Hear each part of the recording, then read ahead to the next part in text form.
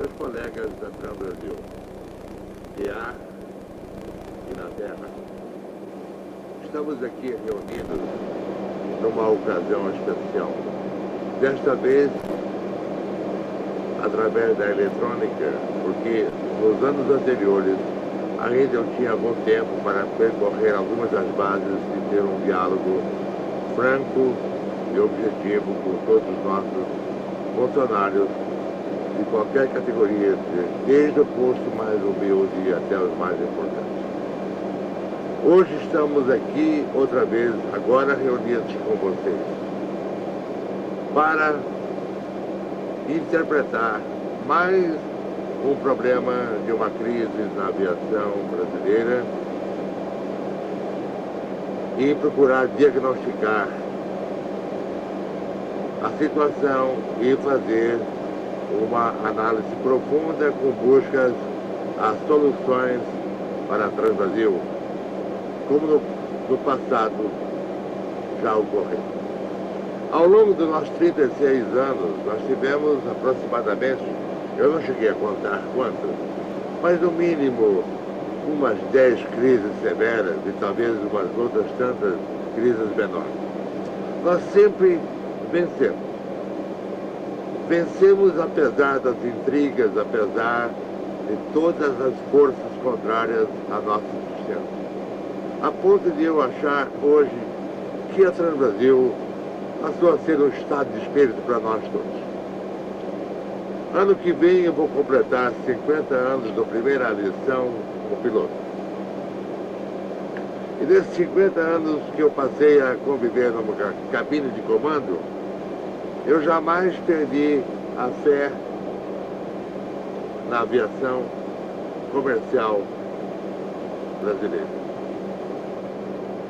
Sempre entendi que a aviação comercial brasileira é um resultado, uma consequência, uma decorrência da aviação mundial.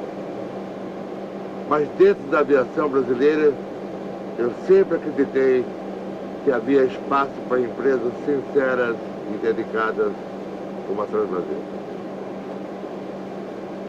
Hoje estamos numa crise e muitos de vocês, eu compreendo, possam ficar aflitos, mais ou menos aflitos. O que será da Trans Brasil com essa conjuntura, com esse problema da Vasco, com um novo acionista fora da aviação, procurando fazer o que está fazendo? Eu direi, é a mesma coisa. A Trans Brasil, ela vai vencer, como venceu no passado, mas agora requer um pouco mais de nós. Requer um pouco mais de confiança, que era necessária, mas agora, para ser suficiente, tem que ser maior. É preciso um pouco mais de fé, um pouco mais de crença e, sobretudo, maior dedicação ainda ao trabalho e maior competência de cada um de nós na busca da equação que nós encontramos na nossa estratégia: qualidade e eficiência. Só com qualidade e eficiência a Trans Brasil pode vencer a partir do século XXI. Não existe a mínima possibilidade desta empresa permanecer no mercado se não estiver absolutamente capacitada com recursos humanos e materiais de eletrônica que significam agora o desafio para a aviação mundial. No Brasil, depois de quase 56 anos, a VASP foi privatizada. Mas foi privatizada há 6 meses apenas, e a sua privatização não ocorreu no âmbito da aviação. Os novos dirigentes da VASP, ou pelo menos os seus controladores, são pessoas fora do mundo do transporte aéreo. E é por isso que nós estamos vendo estarrecidos esse tipo de campanha suicida para disputar passageiros de uma forma desleal, que é um cenário que nós pensávamos que não existisse mais a partir dos anos 50. Mas nós da Transbrasil temos confiança, e sempre tivemos, de que vamos enfrentar essas episódicas situações de adversidade. Mas uma coisa é importante, e é fundamental para nós. Se o que eu vou dizer agora, não persistir de uma forma ampla, aí sim o nosso risco aumenta, mas por fatores internos. O que é mais importante hoje para mim, como fundador da Transbrasil, é ver a coesão e a fé dos nossos companheiros de trabalho, nossos colegas. Vez ou outra, como agora, como no passado ocorre, pessoas descontentes procuram disseminar a discórdia. Interesses contrariados pessoais, eventualmente. Eu faço um apelo para todos vocês, todos, sem exceção. Comportem-se com coleguismo, com lealdade para com seus colegas. Comportem-se com união, com coesão, com fé. Procurem o diálogo entre si e o diálogo entre nós todos. E só este caminho é que nos leva a nos dar a força para vencer os nossos inimigos externos. Nós não podemos ter inimigos internos, absolutamente. Vamos em frente, com fé e esperança. Nós temos tudo para vencer. Como vai ser daqui para frente explicado. Tudo começou em 1978. O governo americano instituiu o ato de desregulamentação da aviação comercial. Naquele momento estava colocada mais do que uma nova regra às companhias aéreas americanas. Era o primeiro passo para uma verdadeira revolução na aviação comercial em todo o mundo. Inaugurava-se a era da livre competição entre as empresas aéreas. Hoje, os Estados Unidos são responsáveis por 55% do tráfego aéreo mundial. Mais da metade dos aviões que estão voando neste momento ou estão cumprindo trechos domésticos naquele país ou estão entrando ou saindo dos Estados Unidos. A liberação da competição entre as companhias aéreas seguiu uma regra simples.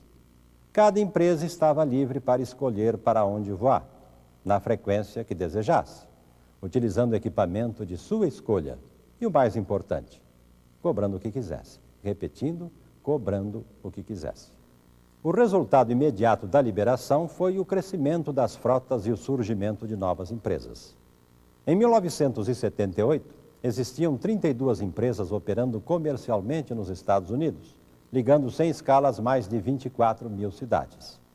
Em 1985, 45 companhias aéreas, com mais de 20 jatos cada uma, ligavam 106 mil cidades sem escalas. Um crescimento de mercado por volta de 40% em poucos anos.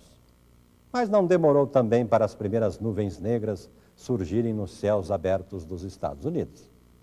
Com o crescimento do mercado, as empresas começaram a brigar pelos passageiros. Iniciou-se uma guerra de promoções, com excesso de ofertas no ar. A cada dia, os preços estavam cada vez mais baixos. Era possível, por exemplo, ir de Miami a Orlando por apenas $29, ou voar de Nova York a Bruxelas por $99. As novas companhias, como a People Express e a New York Air, não paravam de lançar descontos brutais. Nunca houve tantas possibilidades, inovações de marketing, propaganda e promoções. Mas essa festa verdadeiramente pagã um dia ia acabar e mal. As grandes e tradicionais companhias como a Delta, a American, a United, resolveram comprar a briga e também baixaram os preços, mas ao contrário das novas empresas, sem abrir mão do padrão de qualidade dos seus serviços, da pontualidade, da regularidade. Com posições financeiras sólidas, operando com aeronaves mais modernas, o resultado não poderia ser outro. As novatas, as briguentas, começaram a entrar em parafuso. Umas faliram, outras foram incorporadas pelas grandes. Como um tornado, elas surgiram, fizeram barulho e desapareceram para sempre. Mais uma vez, o mercado americano mudou. Hoje são apenas 21 empresas operando, das quais somente 8 são responsáveis por 89% de todo o tráfego. São elas American, United, Delta, USA, Northwest, Continental, Pan Am e TWA. As mega empresas, operando com frotas entre 250 e 500 aeronaves. E novas mudanças ainda virão. A Pan Am e a TWA correm o risco de serem absorvidas ainda este ano pelo United e pela American, respectivamente. De tudo isso, fica uma grande lição para nós aqui no Brasil. A livre competição exige competência. Quem manda nos céus abertos é o passageiro. Com o poder de escolha, o passageiro exige não apenas preço, o passageiro exige também qualidade. Ofertas mirabolantes podem ser interessantes para o bolso do passageiro, mas nem sempre são positivas para a imagem da empresa. O passageiro sabe e sente que a empresa, para oferecer preços assim tão baixos, deve estar economizando em alguma coisa. E daí começa a desconfiar até mesmo da segurança da aeronave. Quem ofereceu qualidade e preço justo continua voando. Quem ofereceu descontos e descontou no passageiro foi para o chão e dele não mais saiu. A exemplo dessas mudanças nos Estados Unidos, o continente europeu também passa agora por um processo semelhante de aglutinação em torno das empresas mais fortes. Começam a despontar as mega empresas europeias, numa espécie assim de prévia do que será a Europa unificada em 92.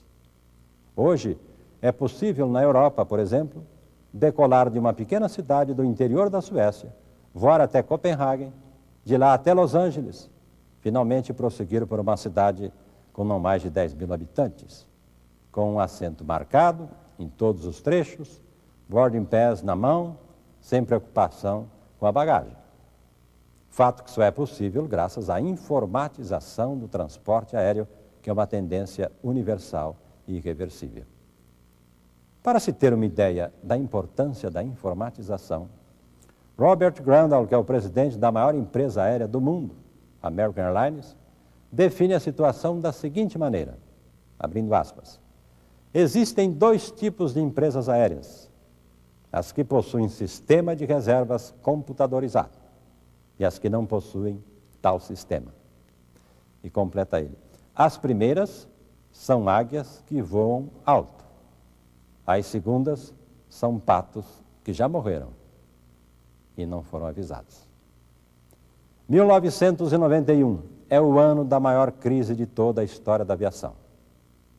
De toda a euforia dos últimos 4 anos, quando foram encomendados 3.791 jatos novos, experimentamos um momento de profunda reflexão.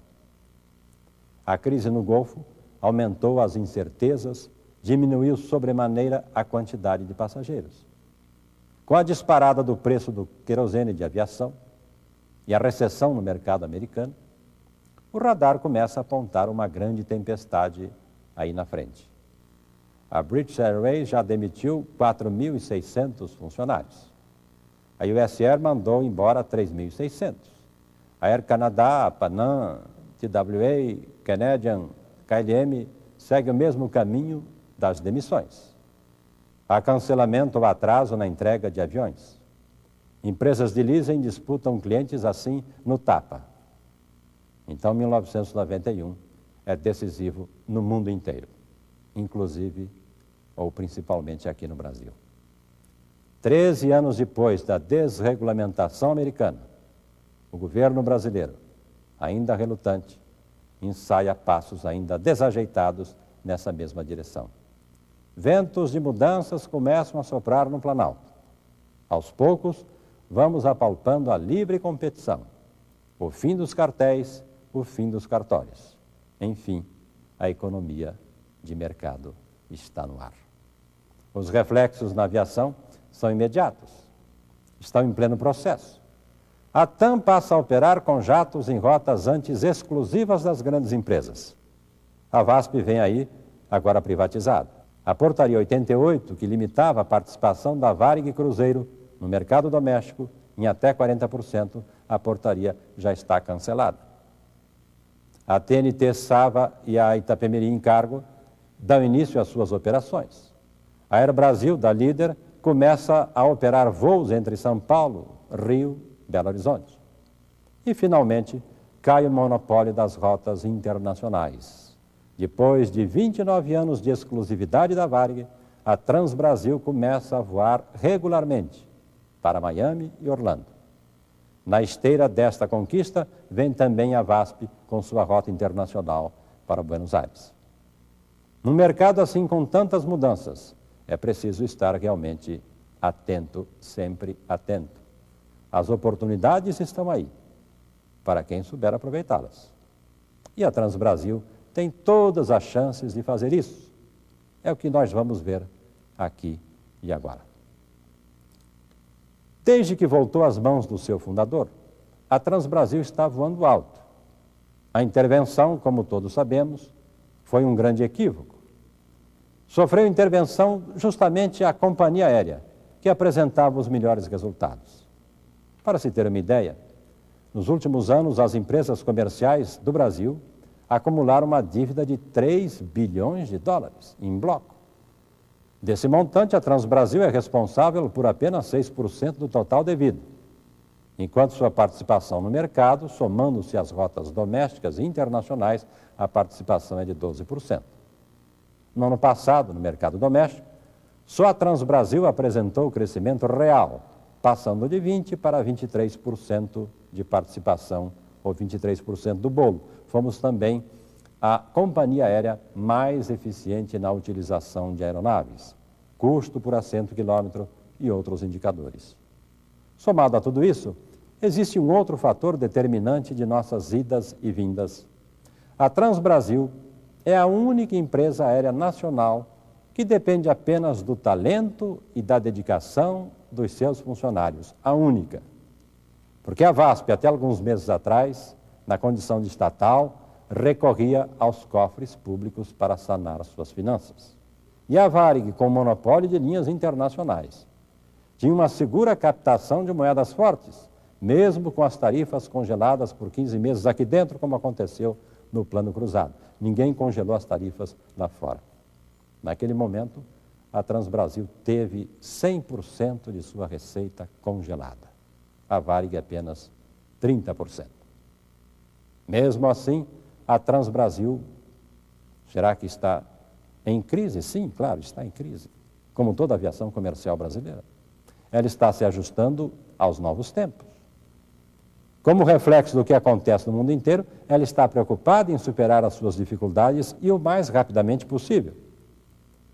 Para isso, ela conta com 2 trunfos. Primeiro, investir em plena crise, para sair dessa crise por cima. Segundo, a coesão dos funcionários, de todos os funcionários, com a mesma garra que fez a Transbrasil superar tantas dificuldades no passado. Não menos complexas do que as dificuldades que a empresa enfrenta hoje. A Transbrasil tem razões de sobra para estar otimista. E é justamente esse mesmo otimismo que deve estar presente em cada ação, em cada atividade de cada um de nós. A Transbrasil se orgulha em ter a frota mais jovem do país e uma das mais jovens do mundo inteiro. Ela foi a primeira empresa a trazer o conforto do turbo-hélice pressurizado para o Brasil, a primeira a colocar o Bandeirante em operação regular, a primeira a voar só jato puro, na época com a maior frota de Boeing 727 da América Latina. É também a primeira a colocar em operação o Boeing 767-200 na América Latina. E logo mais estará completamente informatizado. Vem aí os computadores de última geração Unisys, que é um passaporte para o século XXI. Esse pioneirismo não vai parar por causa da crise de hoje. Estão chegando mais 3 Boeing 767-300ER, que é a mais avançada versão da família 767. Eles serão utilizados nos voos internacionais, substituindo os atuais 767-200, que passarão a operar prioritariamente nos voos domésticos. E a dar conta do seu crescimento no mercado internacional, a Transbrasil já encomendou junto à Boeing novos aeronaves, no valor de 1,8 bilhão de dólares. Serão mais 8 Boeing 767-300ER e 5 777. Aliás, o 777 é o maior birreator do mundo. Ele terá a Transbrasil como uma das empresas lançadoras. E só mesmo uma empresa forte que tem crédito pode fazer e ver realizada uma encomenda desse porte. No dia 15 de junho de 1990, às 10 horas e 15 minutos, um voo da Transbrasil colocava por água abaixo um monopólio de 29 anos. Estava inaugurada a primeira rota internacional da Transbrasil. Iniciava o voo para Miami e Orlando, como a primeira companhia aérea a ligar essas cidades a São Paulo diariamente, sem escalas. É a segunda empresa de bandeira brasileira nos Estados Unidos, fazendo de tudo para ser a primeira opção do passageiro. Recentemente foi designada como a segunda empresa aérea brasileira a operar em Nova York. E agora, em junho, vai inaugurar, com a presença do presidente Fernando Collor de Mello, uma rota pioneira: Rio, São Paulo, Brasília e daí sem escalas direto para Washington. Dependendo de aprovação governamental, ainda poderá voar já em 1992 para a Áustria, prosseguindo dali uma vez por semana para Moscou. Breve, o arco-íris brasileiro estará brilhando nos céus de todo o mundo. Em resumo, a Transbrasil quer voar ainda mais longe. A Transbrasil quer ser a águia que voa mais alto. Como vocês viram, nós temos carrada de razões para sermos otimistas. Mas um otimismo realista, fundado no nosso passado e no nosso trabalho. Fundado nas inovações que a Transbrasil fez desde que nasceu. Fundado na renovação da frota que está fazendo.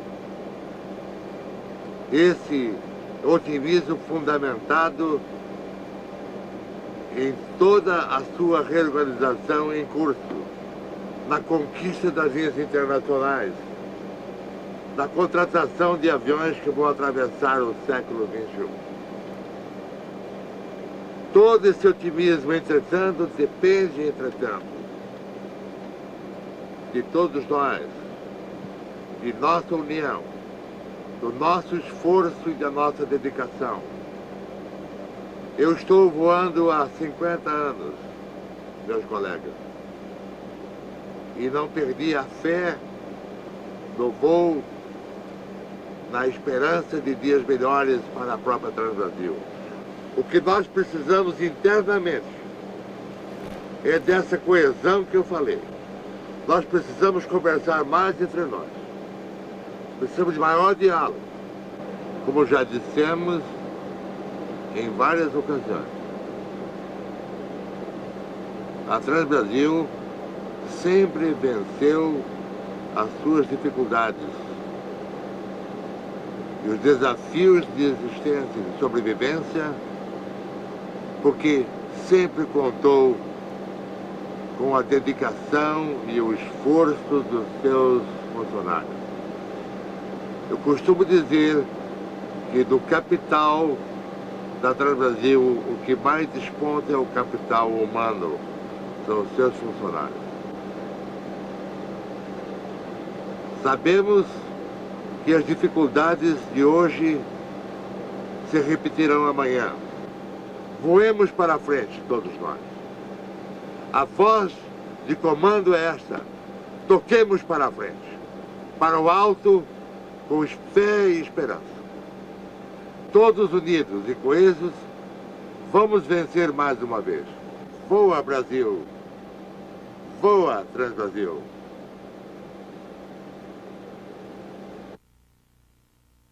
Tráfego Guarulhos, Transbrasil 304, pronto para copiar, destino Brasília. Ok, Brasil 304 Alfa está aprovado para Brasília, nível 390, Aper Whisky 2. Subida Bom Sucesso 1. Mantenha a restrição de nível 070 até 5 milhas após bloqueio de Bom Sucesso. Controle 119.4, transponder Alfa 4302, Brasil 304. Ciente.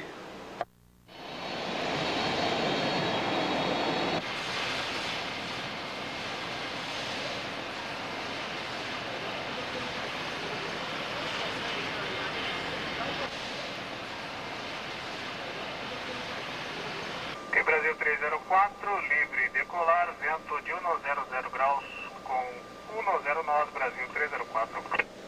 304.